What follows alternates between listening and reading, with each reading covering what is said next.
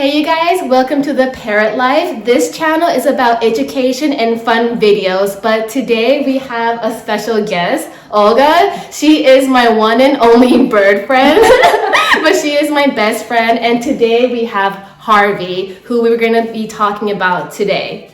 Yes, hi, my name is Olga Nero, and this is my bird, Harvey.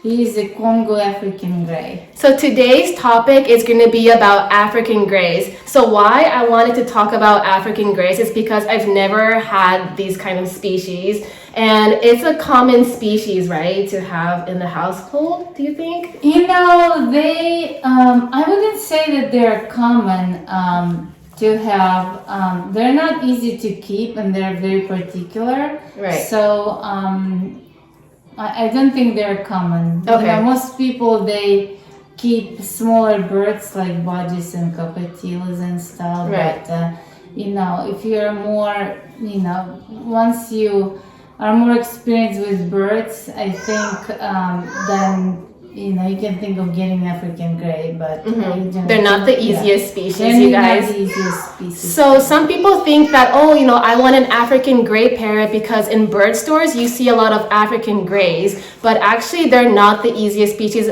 Like every parrot is extremely hard to own, but especially African grays. And in this video, we're going to talk about what is it like to own an African gray. So African greys, first I'm going to ask you a question because Olga, she is an African grey specialist, nutritionist,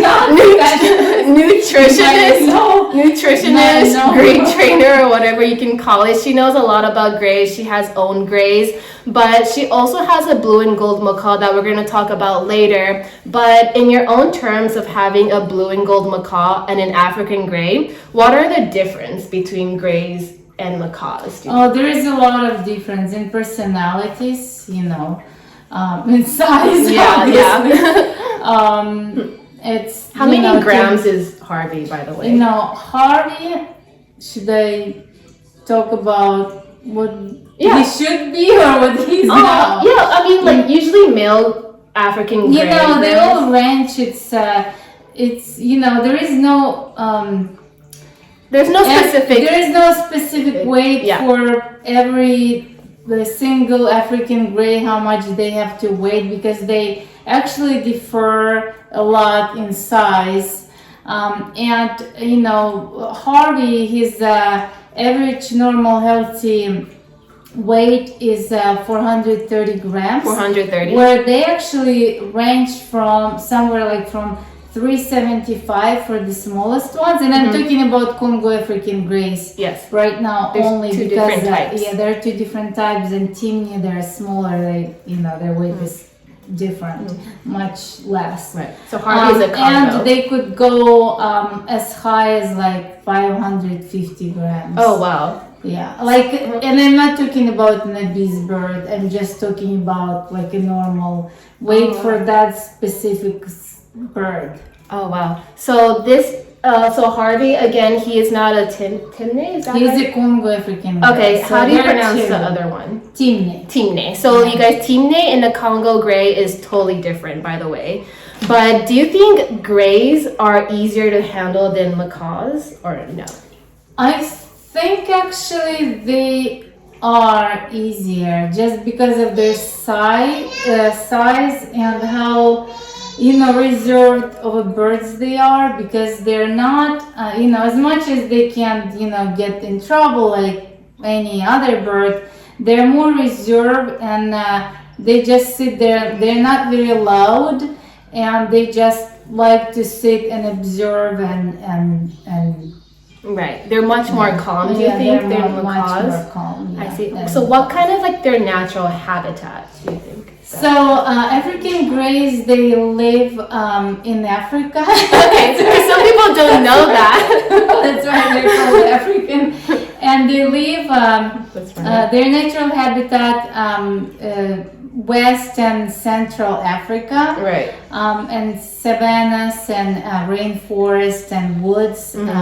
Same as my Cape Parrot, even though they're not an African gray. Noah, we're not going to talk about him too much, but I didn't know my Cape Parrot was from Africa actually, but they're actually called Cape Parrots because they're from Eastern Cape, Africa. So some people don't realize that. Go there one day. Yeah, we want to go there to Africa one day. But yes. So you guys, Olga has a very busy schedule. She is a lawyer, but not only a lawyer, she is a parrot mom and an actual baby mom. Do you think grays are good with babies or kids, would you say? Would you recommend them if a family has kids? I think I wouldn't say that this is a bird you should get for your child. No way. Right, yeah. But I cannot. It's different for every other bird. Some African grays could be friendly with kids. Some just don't care, and some could get anxiety from how loud kids are and all of that. But in general, I would just say they are safe to keep when you have a baby because they're not aggressive birds. They're not gonna, fly and attack your child or do anything like that. Yeah. So yeah, we have totally different African species. African grays are totally different from Cape Parrots, by the way. But what does your baby think of Harvey, by the way? I don't know what she thinks because she just barely started speaking, but Aww. she does know his name, and first thing when she wakes up would be Harvey. Aww. She also needs to clean his cage. It's okay. And she feeds him food. Oh, really? Sometimes wow. they share, her baby food. Like she eats and, he comes over and he takes the bites, which is, kind of cute to watch. Mm-hmm. Harvey, he's a very chill bird. He's not aggressive. He doesn't bite. My first consideration as a mother, human mother, okay. is that, bird does not bite your child. Different with my blue and gold macaw, actually. Oh wow. He'll bite her if she comes yeah. near. Right, and you're the primary person. Yeah, and this is why I'm saying it's like these two birds are so different, and African grays are easier to handle. As much as they're very, they're not easy birds, and if you never had a bird, shouldn't be your first bird.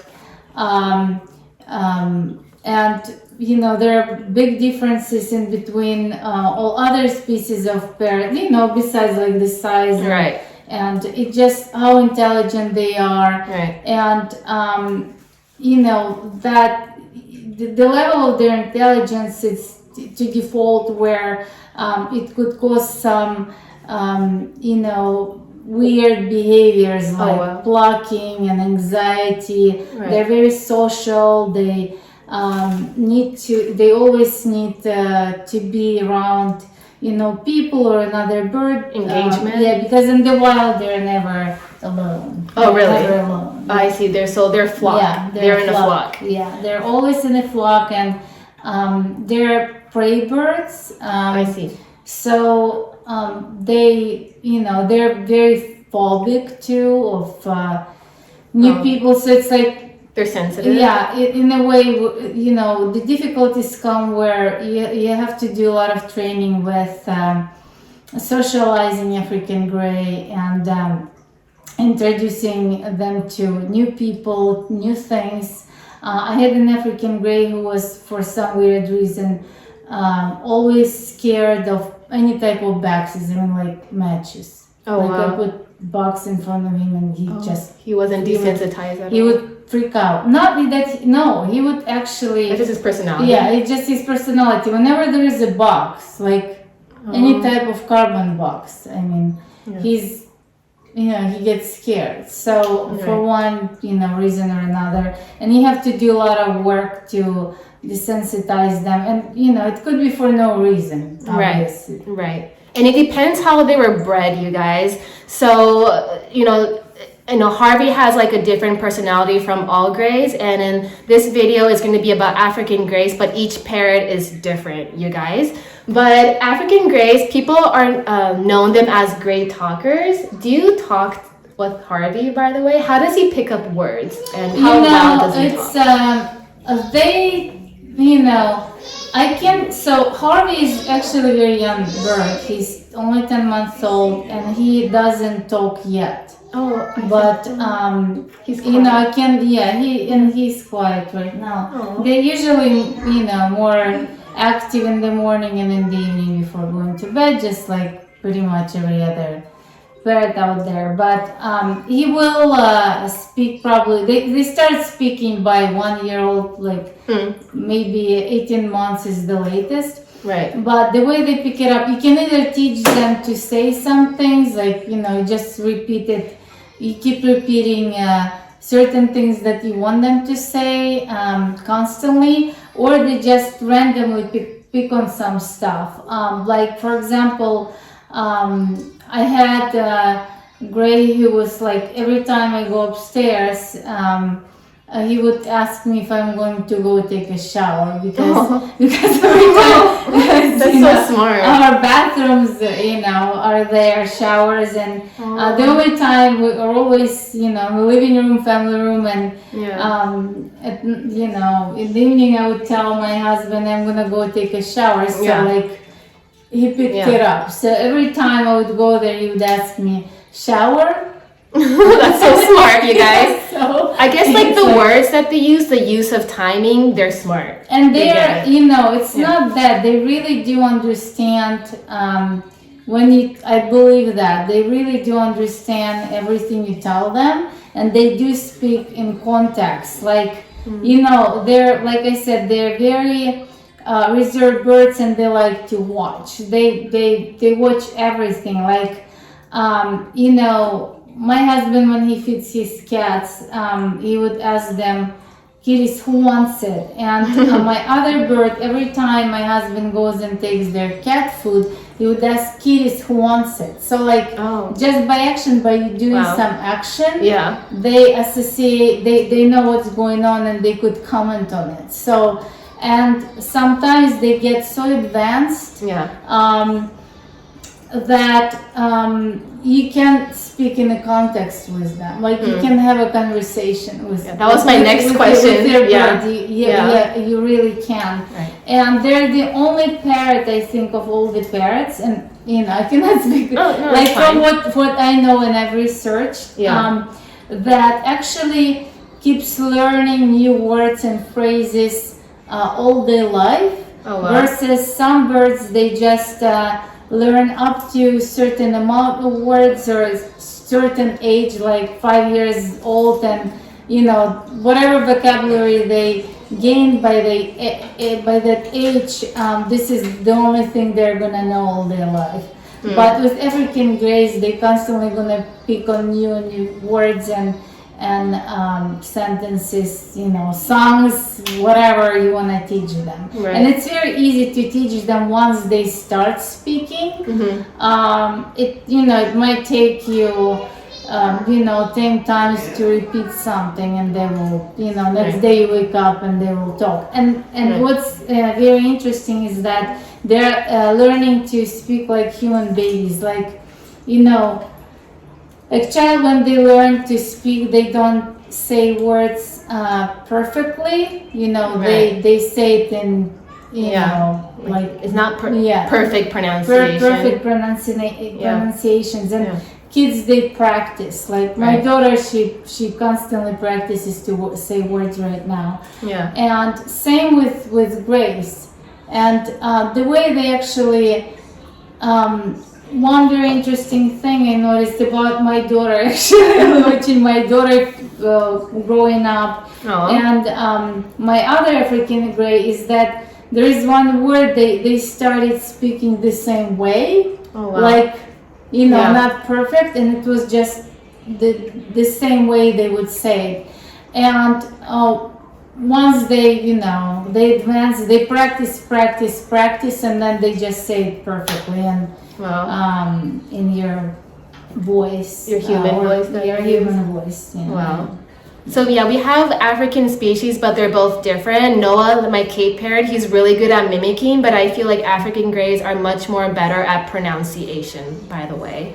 But okay, so now let's talk about cages, because some people think that you only need one cage for a bird. And what is the answer to that? What kind of cages do you need for an African gray?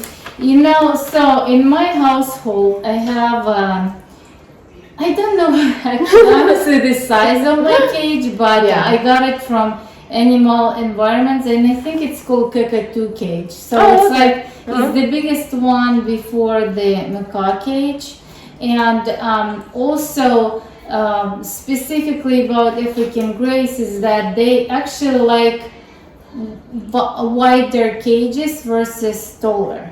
Oh, So wow. wider it is the better, and like you don't have to worry about with them The very height. very very high. Yeah. And I also have an aviary outside because Yeah, you can see the aviary yeah. right here. You guys Yeah. can see through it, but it's a beautiful aviary. They have so many toys in there. So African greys, they do need sun, right? yeah, all the birds need to have sun because that's sometimes the only way of them getting vitamin D. There is not enough of vitamin D in any foods. Do they have a sleeping cage too, or just? They do have sleeping cage too. So my African gray, he has this pretty big cage.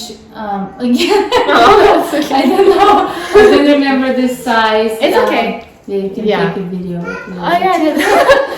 So, and then I have a few tree stands, just like the one that Harvey is hanging out on in the back with toys, because besides cage they also need some free time and they need to sit somewhere. Right. And You got this on, where did you get this? Etsy. Okay, Etsy. So you guys, not only cages, but they need, actually Olga has a better perch than ours. Like she goes above and beyond for her birds. It's amazing. You can see all the toys that he has, but like what is his favorite toy, do you think? he likes all these beats and this? like that one. So he plays with that a lot. He likes to play with coffee cups too. Oh, I see. And Paper so cups? Yeah, like paper cups. And there is that little foraging toy, but he's just learning it. He's still exploring. He's only 10 months, you guys. Yeah, so he likes small. African greys, they they like to play with smaller toys rather than bigger toys. But You mean like foot toys too? foot toys, yeah, like foot toys are actually their favorite. Okay, so you guys need hanging toys like this and foot toys because they're really handy with their hands. That's why I love African gray species because or African parrots, they're really good of using their hands actually. Yeah. So even with my Cape Parrot, I was talking about this in a different video of a toy, what kind of toys to get. You need to have foot toys as well. But you can see that Olga has different types of foraging toys, wood toys, natural toys. She has a lot of natural toys. So it's good to always mimic their natural habitat because it's natural wood and it's good to use natural stuff for. And they actually love those the best anyway. The natural type? Yeah. I still have some Christmas. Oh, Christmas. It's okay. Those are so cute. Yeah, there's different. The low purchase, so those are not. So if you guys are wondering what a setup is for a perch, this is what it looks like. Obviously, you don't need to get this size, but this size is really good because he can explore different types of levels on these perches. But there's different purchases online that you can get for your bird. Yeah, and there are different kind of tree stands. And it's good to have a table perch. I'll show you guys it later, but on Olga's dining table, they have a table perch so the bird can interact with them when you're eating, when you're drinking coffee. So it's important for a bird to be interacted with you wherever you go. So a table perch. Yeah, and it's somewhere for them to land also. And that's true. Yeah, they need spaces to fly to at different points. So yeah. Yeah. Thank you guys for watching. Stay tuned for part 2.